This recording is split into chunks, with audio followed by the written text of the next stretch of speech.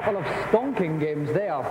Now, about this time every week, I don't half fancy a celebrity challenge. Well, this week is no different. To hear all about it, let's call up GamesMaster. Nice to see you again. I do hope you enjoyed my last little jaunt. For my second challenge this week, I thought we might take to the piste with Ski or Die, a most amusing little game in which carefree young stunt skiers, or hot doggers as I believe they're called, perform dazzling aerial acrobatics. You will have 3 jumps with which to impress the panel of 6 judges. Marks are awarded for speed, altitude, difficulty of maneuver, and grace. So come out spinning and reach for the skies. Well, our next 2 competitors are particularly suited to this game. Game players extraordinaire, as well as being masters of the piste. They're also 2 of the nation's most favourite DJs. From Commodore Radio, please flap your hands fervently for Pat Sharp and Mick Brown.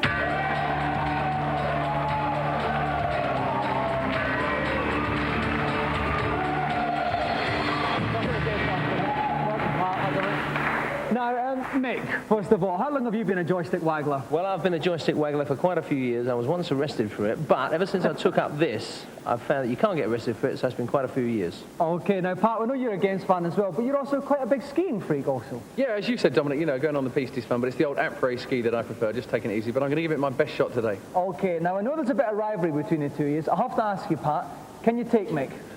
I'll have to ask my wife first. Okay. To find out who wins this celebrity battle of the joystick tuggers, join us after these messages.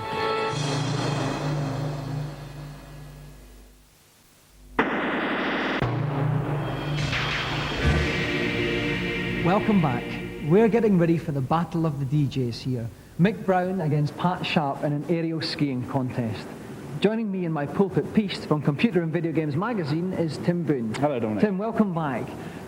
Any general tips you could give to our 2 DJ game players? Sure. The tips I'd give the guys is to waggle the joystick like hell before you actually take off, to get as far off as you can into the atmosphere and do as many loops and backspins and flips as you can. Really impress those judges. Really go for it, basically. Okay, speed, skill and smoothness then, guys. Are you ready?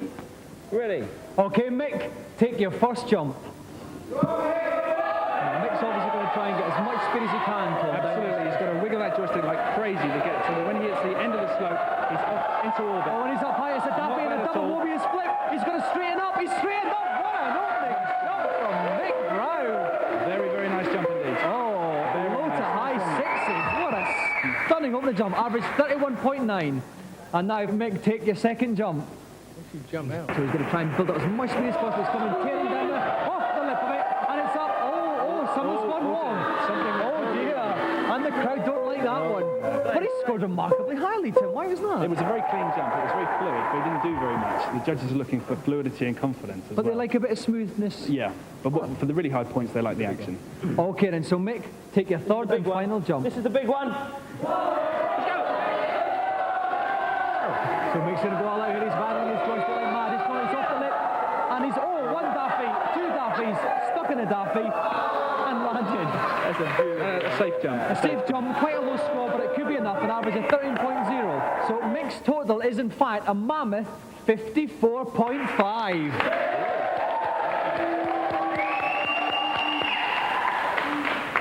Well, Tim, Pat's going to have his work cut out to match that. How would you Definitely. advise him to take each of his jumps? I think that he should put some points straight down by doing a straightforward jump on the first jump. And if that's successful, really go for it. I'm talking about a triple loop, possibly. Okay, let's see if Pat takes your advice. Pat, when you're ready, take your first jump.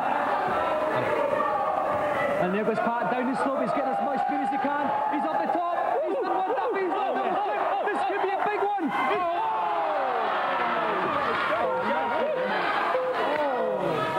Well, Pat averages 14.9 for his first jump. Tim just tried to be a bit too special, didn't he? Absolutely. At the very last minute was just too ambitious. Should have left it as it was, gone for those big points, and he would have scored a massive amount for that. Okay, so Pat needs quite a big jump here now. Here he goes to his second jump. And he's going down the wrong way. He's approaching the lip. It's a nice, pretty nice lip. One daffy, one flip, 2 flips. He's going to straighten up here now.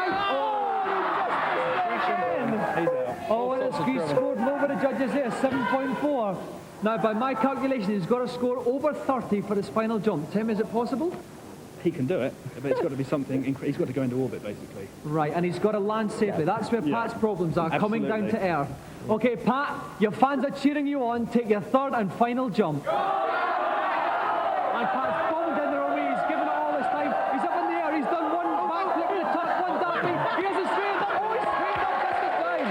3.9, 3.8, 3.1, 3.8. 80.3 average. I don't think that's enough, Tim. It was a good jump, but it simply wasn't enough. He needed something very spectacular there. Okay, and the final score for Pat was 40.6. Just edged out by Mick, who is tonight's winner.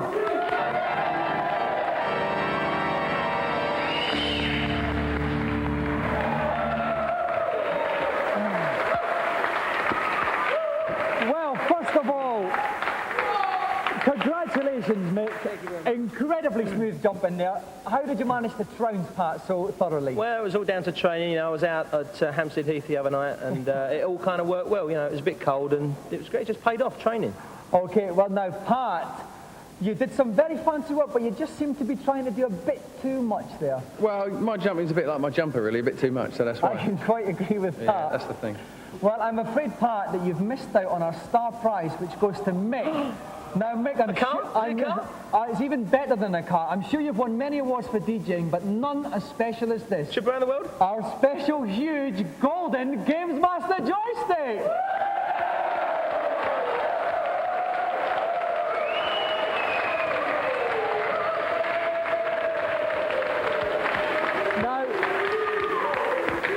Now, Mick, you can take that home, and I'm sure you could do a lot of damage with something like that. I'm sure it would do a lot of damage to someone, yeah. So I shall gladly accept this on behalf of Capital FM, because I think, well, actually what we'll do, Pat, we'll put this in the Capital Foyer in London so everyone can come up and have a gaggle at my joystick. Okay, great. Another round of applause for Pat Sharp and Mick Brown.